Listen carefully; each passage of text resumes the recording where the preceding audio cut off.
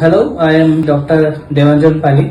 আমি একজন consultant neurologist. যাদের প্রেশার সুগার আছে তাদের স্ট্রোকের সিমটমস গুলো খুব তাড়াতাড়ি জাজ করতে হয়, কারণ স্ট্রোক এখন 4.5 থেকে 6 ঘন্টার মধ্যে যদি হাসপাতালে নিয়ে যান তাহলে থ্রোম্বোলাইসিস বলে একটা জিনিস হয়, সেটা ইনজেকশন দিলে আপনার স্ট্রোকের সিমটমস গুলো রিভার্স করে যায়। তো আপনার সিমটমস গুলো খুব তাড়াতাড়ি বুঝতে হবে।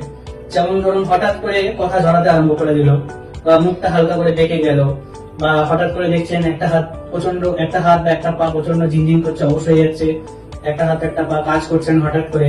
এরকম হলে বেশিক্ষণ ওয়েট না করে নিয়ার বাই হসপিটালে চলে যায় এবং এই জিনিসগুলো দেখান, যাতে তাড়াতাড়ি এটা ইন্টারভেনশন করা যায়। আর যাদের স্ট্রোক হয়ে গেছে তাদের বলবো, আপনারা অ্যাক্টিভ যতটা পারেন অ্যাক্টিভ লাইফস্টাইল মেনটেন করুন। যারা মোটামুটি হাঁটতে পারছেন তারা অ্যাক্টিভ লাইফস্টাইল মেনটেন করুন। রেগুলার বেসিসে সুগার প্রেশার চেক আপ করুন, এবং স্ট্রোক হলে কিছু মেডিকেশন আপনাকে নিউরোলজিস্ট ডক্টর দেবেন, ওটা যেন ঠিক করে আপনি নেন।